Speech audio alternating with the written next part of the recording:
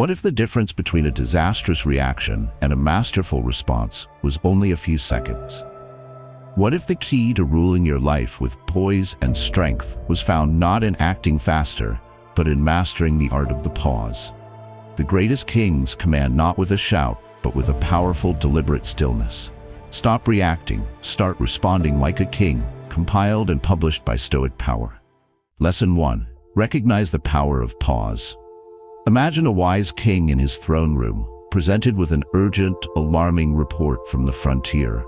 A trusted general has been defeated and a rival army is advancing. His courtiers are in a panic, shouting for an immediate, aggressive response. The king's own heart pounds with fear and anger. His first impulse is to sign a decree, to dispatch his legions in a furious, reactive charge. But just as he reaches for his quill, his oldest and wisest advisor places a calm hand on his arm, looks him in the eye, and says nothing. The gesture is a silent plea for a single, powerful action: to pause.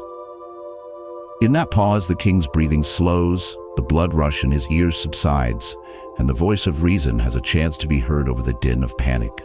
The pause is not an act of indecision, it is an act of supreme power. This brings us to a fundamental inner conflict that governs our lives. We are constantly faced with alarming reports, a critical email, a provocative comment, an unexpected setback. Our instinct, honed by a culture that prizes speed, is to react instantly. We feel an overwhelming, almost physical urge to fire back the angry text, to defend our ego, to lash out. The problem statement is this: our inability to pause is the source of our most regrettable and destructive actions. We react before we think. We surrender our power to the initial emotional impulse, becoming puppets of the external event. Like the foolish king, we charge into battle without a strategy, ensuring we escalate conflicts, damage relationships, and ultimately lose control of our own kingdom. The transformative solution, the first and most critical step in learning to respond like a king, is to recognize and harness the immense power of the pause. You must learn to see that moment between stimulus and reaction not as an empty space, but as a sacred space, a throne room for your rational mind. The core idea is that the pause is not a sign of weakness or hesitation. It is a declaration of your sovereignty. It is you, the king, telling the panicked courtier of your initial emotion to stand down while you consult your wise advisor, your reason.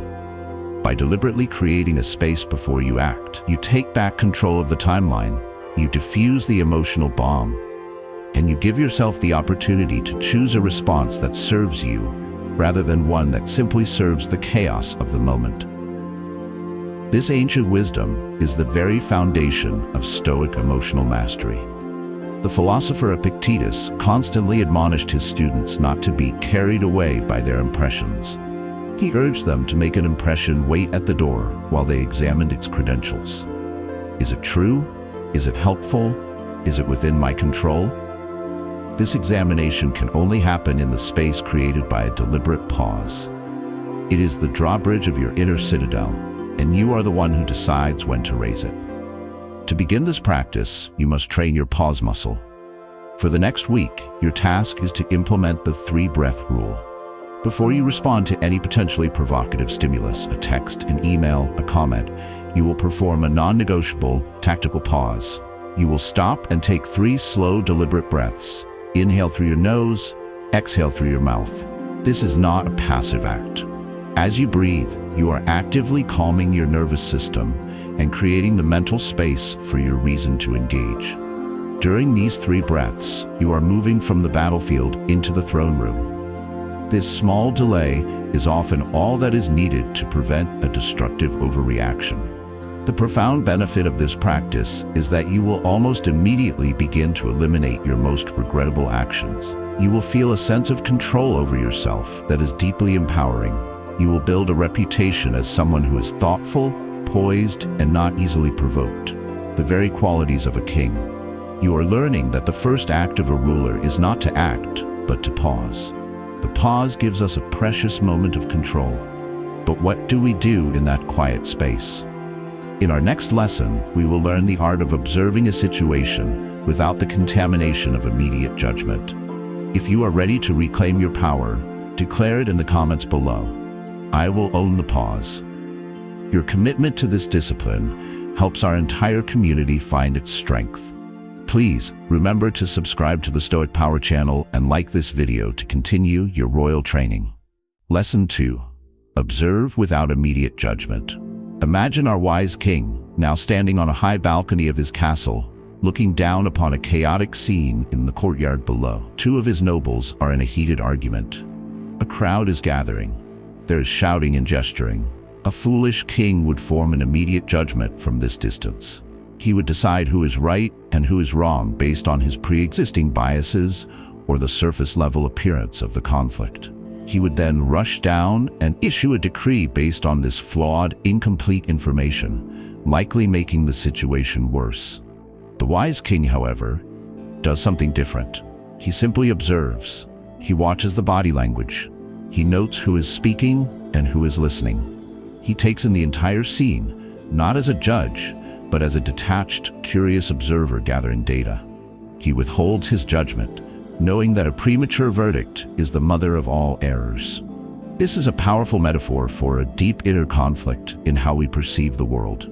We are constantly bombarded with events, and our minds are relentless judgment machines. The problem statement is this: we do not see events, we see our judgments about events. Someone is late for a meeting, and we don't just see a person arriving at a certain time, we see a disrespectful colleague. The stock market drops, and we don't just see a number changing, we see a catastrophe. We fuse the event with our instantaneous, often negative judgment about it. This habit of immediate judgment is what fuels our overreactions. We are reacting not to what actually happened, but to the story we instantly told ourselves about what happened. We are the foolish king, passing sentence based on a blurry view from a distant balcony. The transformative solution is to cultivate the Stoic discipline of separating your observations from your judgments. You must learn to see the world with the clear eyes of the wise king on the balcony. The core idea is that there are objective facts, and then there are the subjective stories we tell about those facts. The fact is, my partner's tone of voice was sharp. The judgment is, my partner is angry with me and doesn't love me. The fact is, I did not get the promotion. The judgment is, I am a failure and my career is over. By learning to pause and see the objective fact before you assent to the subjective judgment, you create a space of immense freedom and clarity. This is perhaps the most central practice in all of Stoicism. Epictetus taught, it's not things that upset us, but our judgments about things. This insight is the key that unlocks the prison of emotional reactivity. It means that our suffering is not caused by the world, but by our own minds. And because our minds are within our control, our suffering is optional. This is a radical and profoundly empowering truth. To begin this practice, you must become a fact-checker for your own mind. For the next week, whenever you feel a strong negative emotion arising, you will perform the fact versus story exercise. You will take out a journal and you will draw a line down the middle of the page. On the left side, you will write the heading, the facts. Here, you will write down only what a video camera would have recorded, the objective, observable, indisputable reality of the situation. On the right side, you will write the story. Here, you will write down all your judgments, your interpretations, your assumptions, and your catastrophic predictions about the facts. For example, fact: my boss sent me a one-word email that said urgent. Story: my boss is angry with me. I must have done something wrong. I'm probably going to get fired. This is a disaster. By physically separating the two, you will see with stunning clarity that all your emotional suffering is coming from the story column, not the fact column. The profound benefit of this practice is that it systematically diffuses the power of negative events to control you. You will begin to see that most of your emotional turmoil is self-created by the dramatic and often false stories you tell yourself. This awareness gives you the power to choose a different story, a more rational and empowering one. You are no longer the king making blind judgments from the balcony. You are the wise observer who sees the truth of the situation before he acts. Observing without judgment gives us clarity. But to prevent future overreactions, we must also understand the hidden mechanisms within us that are so quick to judge. In our next lesson, we will become trackers, learning to master our inner trigger points. If you are ready to separate fact from story, declare it in the comments below. I will see what is, not what I fear. Your commitment to clarity helps our entire community see the world more clearly. Please remember to subscribe to the Stoic Power channel. Lesson 3. Master the inner trigger points. Imagine a wise king who possesses a detailed map of his entire kingdom. This map not only shows the roads and cities, but it also highlights the hot spots. The border regions prone to conflict, the provinces with a history of rebellion, the mountain passes known for ambushes. The king studies this map intently. He knows that these are his kingdom's trigger points, the areas where trouble is most likely to erupt. He does not fear these areas, he prepares for them. He reinforces the garrisons, he builds watchtowers, and he develops specific strategies for how to handle an uprising in each unique region. His mastery of the map prevents him from ever being caught by surprise. Your mind is that kingdom, and your emotional triggers are those hidden hotspots. This illustrates a deep inner conflict. We are often mystified by our own overreactions. We can be calm and rational one moment, and then a seemingly small comment or event can send us into a spiral of rage or anxiety. The problem statement is this: we are strangers to our own inner map. We are unaware of our own emotional trigger points. These triggers are usually deep-seated beliefs and insecurities, often formed in our past: a fear of abandonment, a sensitivity to criticism, a terror of being seen as incompetent. A manipulator, or even just a careless person, can unknowingly say or do something that presses on one of these raw nerves, and an emotional explosion occurs that seems disproportionate to the event. We are the king who is constantly surprised by rebellions in his own kingdom because he has never bothered to study the map. The transformative solution is to become a master cartographer of your own psyche. You must courageously explore your inner kingdom and map out your trigger points. The core idea is that a trigger that is understood loses its power to control you unconsciously. When you know that a certain province of your mind, say the province of public speaking, is a hot spot for the rebellion of anxiety, you are no longer surprised when anxiety arises in that situation. You can prepare for it. You can have a strategy ready. Knowledge of your triggers is a profound form of self-mastery that turns you from a reactive victim of your past into a strategic ruler of your present. The Stoics called this knowing thyself. This was not a passive or abstract injunction. It was a call to a rigorous and honest self-examination. They knew that a man cannot rule his inner kingdom if he is ignorant of its geography. By mapping your triggers, you are not engaging in self-pity or blaming the past. You are engaging in the highest form of strategic intelligence gathering. You are learning the layout of your own fortress so you can better defend it. To begin this practice, you must become an emotional archaeologist. For the next week, your task is to conduct a trigger excavation. Think back over the last few months to 2 or 3 instances where you had a strong, memorable overreaction. In your journal, for each instance, you will dig beneath the surface. First, describe the event. Second, describe your emotional reaction. Third, you will ask the archaeologist's question: what older, deeper wound or fear did this event touch? For example, event: my partner didn't listen to my story. Reaction: I felt a surge of intense anger and loneliness. Deeper wound: this touched my childhood fear of being invisible and unimportant. You are tracing the reaction back to its root. You are putting a pin on your inner map. Here lies the trigger: fear of being invisible. Do this for several past events and you will begin to see a pattern. You will discover you likely only have a few major trigger points that cause most of your overreactions. The profound benefit of this practice is that it demystifies your emotional life. Your reactions will no longer seem random and chaotic. You will see them as predictable patterns based on your inner map. This awareness is incredibly empowering. You are no longer stumbling blindly through your own kingdom. You are the wise king who knows every inch of his territory, especially the dangerous parts, and is therefore always prepared. Knowing our triggers allows us to prepare. But what do we do when a trigger is pressed and we feel that first powerful wave of emotion? In our next lesson, we will learn how to control that first emotional wave. If you are ready to map your inner kingdom, declare it in the comments below. I will know my map. Your commitment to this courageous self-exploration helps us all become wiser rulers. Please remember to subscribe to the Stoic Power channel. Lesson 4. Control the first emotional wave. Imagine a massive seawall, expertly engineered to protect a coastal city from the power of the ocean. During a storm, a colossal wave, the first great surge of the tempest, rises from the sea and hurtles toward the city.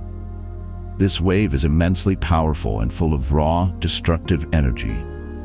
A poorly constructed wall would shatter under this first impact, allowing the rest of the ocean to flood in and cause devastation. But the great seawall has been designed for this moment. It stands firm, it meets the wave's energy, and it dissipates its force, breaking the wave into harmless foam. The first and most powerful wave has been controlled, and because of this, the city behind the wall remains safe and calm. That first wave is your initial emotional reaction. That seawall is your disciplined mind. This brings us to a powerful inner conflict. When a trigger is pressed, we are hit by a physiological and emotional wave. A surge of adrenaline, a racing heart, a flush of anger. The problem statement is this: we believe this first wave is uncontrollable and that it must dictate our entire experience. We are hit by the wave of anger and we allow it to smash through our defenses, flooding our entire kingdom with its chaotic energy. We feel powerless in the face of this initial surge, believing that once it starts, we are destined to be swept away. This belief makes us victims of our own biology, prisoners of the first wave. The transformative solution is to learn how to build your own inner seawall. You must master the art of controlling that first emotional wave. The core idea is that while you may not be able to prevent the wave from forming, you have immense power over how you meet it. You can learn to build a mental and physiological structure that can absorb the wave's initial impact without breaking, giving you the critical moments needed to regain your balance and choose a rational response. Controlling this first wave is the key to preventing an overreaction because it stops the destructive flood before it can begin. The Stoics were keenly aware of this process. Seneca wrote about the first movements of the mind, the initial, involuntary blush or startle that comes before conscious thought. He taught that these first movements are not our fault and are outside our control. However, what comes next, the second movement, which is assenting to the emotion and letting it become a full-blown passion, is entirely within our control. Your inner seawall is the trained ability to let that first involuntary wave crash against your defenses without giving it your assent. To begin building your seawall, you must practice a physiological technique called anchoring against the wave. For the next week, your task is to become highly sensitive to the physical sensations of that first emotional surge. The moment you feel the wave beginning to form, the heat, the tension, the jolt of adrenaline, you will immediately and physically anchor yourself. You will plant both of your feet firmly on the floor. You will straighten your spine and drop your shoulders. You will unclench your jaw and your fists, and you will take one slow, deep breath, exhaling for longer than you inhale. This is not a mental trick. It is a direct intervention into your nervous system.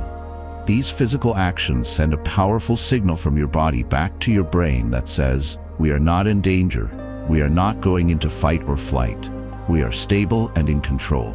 You are using your body to control your mind. This physical anchoring acts as a powerful seawall, absorbing and dissipating the initial physiological shock of the emotional wave. The profound benefit of this practice is that you will discover you are not powerless against your own emotional surges. You will find that by consciously controlling your body, you can exert a powerful influence over your emotional state. The first wave may still hit, but it will no longer overwhelm you. It will crash against your wall and break into manageable foam, leaving your inner city calm and safe. You are learning to be the unbreakable barrier against your own inner storms. Controlling the first wave gives us the space to think.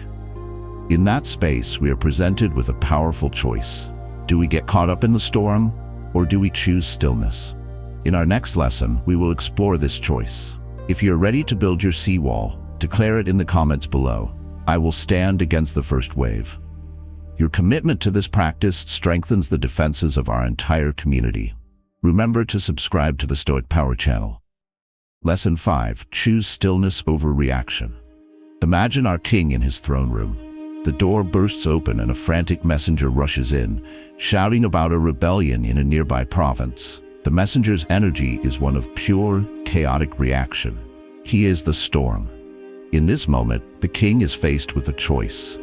He could mirror the messenger's energy, leaping to his feet, shouting questions, and getting swept up in the frantic tide of reaction. Or he can make a different, more powerful choice.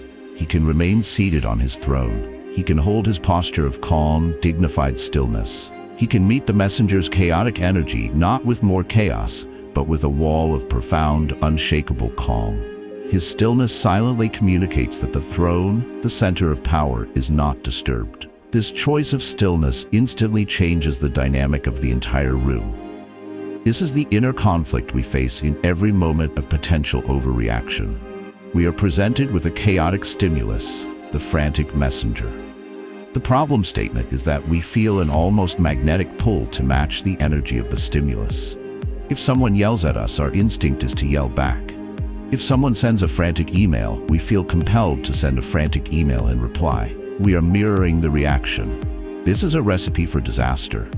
It guarantees that the situation will escalate, and it means we have completely surrendered control of our own inner state to the other person or event. We are letting the messenger rule the throne room. The transformative solution is the fifth rule.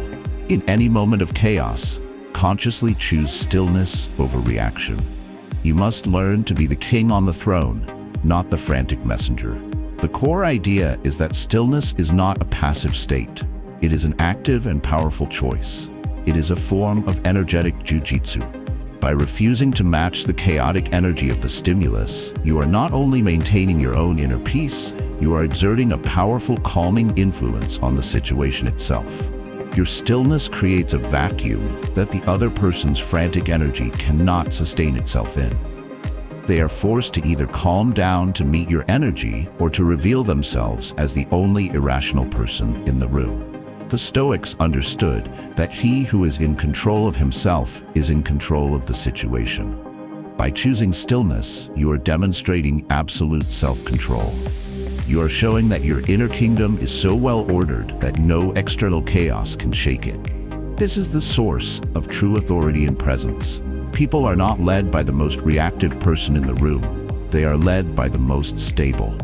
To begin this practice, you must learn to hold the throne. For the next week, your mission is to be a vigilant guardian of your own inner state during conversations. When you notice another person's energy becoming frantic, angry, or anxious, you will consciously choose to do the opposite. You will deliberately relax your body. You will deliberately slow down your breathing, and you will deliberately maintain a calm, neutral tone of voice. You are refusing to get on their emotional roller coaster. Your mantra in these moments will be, I will not participate in this chaos. You can listen with empathy, you can acknowledge their feelings, but you will not mirror their emotional state.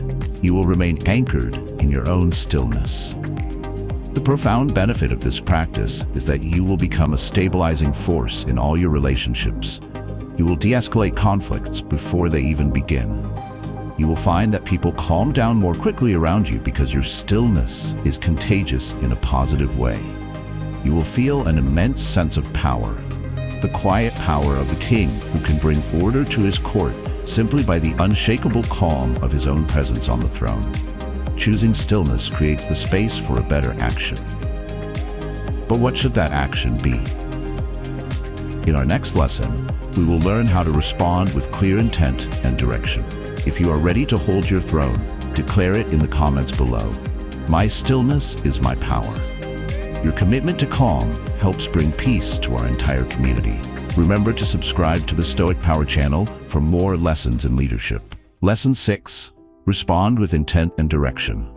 Imagine our king, now calmly seated on his throne, having listened to the frantic messenger without reacting. He has chosen stillness. Now he must act. A foolish king might issue a vague, emotional decree, like, "Send all the troops, crush the rebellion." This is an action born of anger, not strategy. The wise king, however, acts with clear intent and direction. Having used his stillness to think clearly, he has a specific goal in mind. Perhaps his intent is not to crush, but to understand the rebellion's cause. So his response is not a declaration of war, but a precise and intentional command. "Send a diplomat to speak with the leaders of the rebellion and report back to me. Double the watch on the Western Road, and distribute the emergency grain stores to the province." Every part of his response is aimed at a clear, strategic purpose. This highlights a critical inner conflict.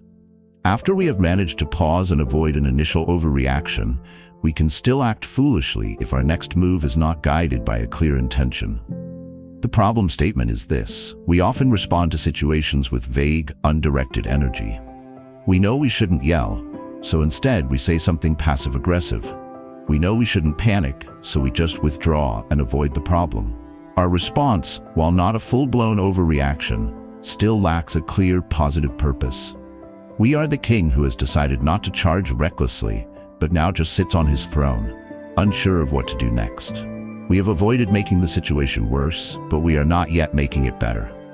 The transformative solution is the sixth rule: respond with intent and direction. After you have paused and chosen stillness, you must take a moment to define your objective. What is the single most constructive outcome you want to create in this situation? The core idea is that a response, unlike a reaction, is a strategic action. It is a tool used to achieve a specific goal. Before you speak or act, you must know what that goal is. Your intent might be to de-escalate the conflict, to find a mutually agreeable solution, to protect a boundary, or to teach a valuable lesson. Once your intent is clear, your response will have a powerful sense of direction and purpose. The Stoics called this right action. For them, every action had to be aimed at the target of virtue. They would ask themselves, what is the courageous action here? What is the just action? What is the wise action? Their intent was always to act in accordance with their highest principles. This is what gave their lives a sense of powerful moral coherence. They were not just avoiding vice, they were actively pursuing virtue with every chosen response. To begin this practice, you must become a response architect. For the next week, in any challenging situation, after you have paused, you will take one more moment to define your intent before you act. You will ask yourself, what is my single most important objective right now? You must state it clearly in your mind. For example, my intent is to make my partner feel heard, or my intent is to get clarity on my boss's expectations, or my intent is to calmly re-establish my boundary. Once your intent is locked in, you will then choose the words or actions that are most likely to achieve that specific intent. This process transforms you from a passive responder into a proactive strategist. You are not just reacting to the other person's move. You are making your own move, designed to steer the entire situation in a more positive direction. The profound benefit of this practice is that you will become incredibly effective in your interactions. You will find that you are not just avoiding arguments, but you are actively solving problems and strengthening your relationships. You will feel a deep sense of purpose and agency because your actions will no longer be random or reactive, but will be precise, intentional tools wielded by a masterful and kingly mind. We have learned how to respond like a king. Now, for our final lesson, we must learn how to truly be the king, how to embody this calm, powerful presence in every moment of our lives. If you are ready to act with purpose, declare it in the comments below. My response has a purpose. Your commitment to intentional action gives our entire community direction. Please remember to subscribe to the Stoic Power channel. Lesson 7. Embody calm like a Stoic king. Imagine our king in the final scene. He has weathered every storm, mastered his inner court, and ruled his kingdom with wisdom and resolve. Now he simply sits on his throne, his presence alone a testament to his journey. He does not need to speak of his strength, for it is felt in his stillness. He does not need to prove his wisdom, for it is seen in the clarity of his gaze. He does not need to perform his authority, for it radiates from him like a gentle but undeniable force. He is not acting like a king anymore. He has become the embodiment of calm, powerful, and wise rule. His very being is the final and most powerful response to any and all chaos. This is the ultimate goal of our Stoic practice, and it points to our final inner conflict. We have learned all the rules, we have practiced all the techniques, but we can still feel like we are acting, like we are a person playing the part of a calm, rational king, rather than truly being one. The problem statement is that as long as these practices feel like a conscious effort, our mastery is incomplete. There is still a separation between the uncontrolled you and the kingly you that you are trying to be. The final step is to dissolve this separation, to make these wise reactions so deeply ingrained in your character that they become your natural, automatic way of being. The transformative solution is the seventh and final rule. Embody calm like a Stoic king. This is the integration of all the previous lessons into a seamless, authentic presence. The core idea is that after enough practice, the rules cease to be rules and they become your character. The pause is no longer something you have to force. It is your natural rhythm. Observing without judgment is no longer a mental exercise. It is how you see the world. Responding with intent is no longer a strategy. It is your natural mode of communication. You are no longer doing Stoicism. You are being Stoic. This is the state that the ancient philosophers aspired to, a state where virtue has become second nature. It is a life lived with a beautiful, effortless grace, where the inner king and the outer man are one and the same. This is the source of an unshakable, unbeatable presence that commands respect and inspires trust without ever needing to demand it.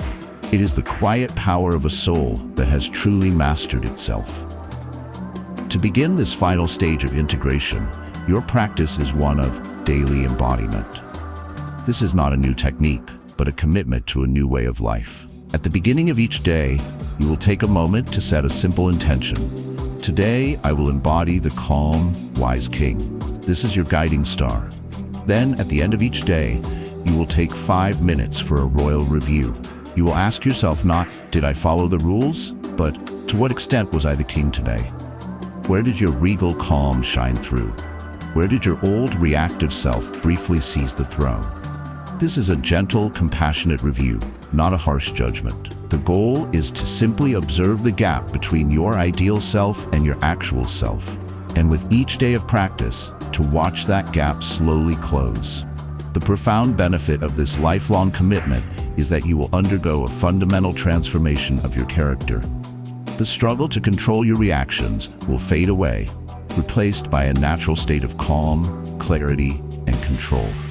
You will move through the world with a new sense of ease and authenticity. You will have mastered the ultimate art, the art of being the wise ruler of your own life, the unshakable king of your own inner kingdom. From the first pause to the final embodiment of a king, you now hold the rules to never overreacting again. You have learned that your power lies in the quiet space between stimulus and response, and that true mastery is a kingdom ruled by a calm and rational mind. Thank you for your dedication to this noble journey of self-mastery. Your commitment to responding with wisdom is a powerful force for good in a reactive world. If this video has empowered you, please like, comment, and subscribe to the Stoic Power channel to continue your training in the art of living well.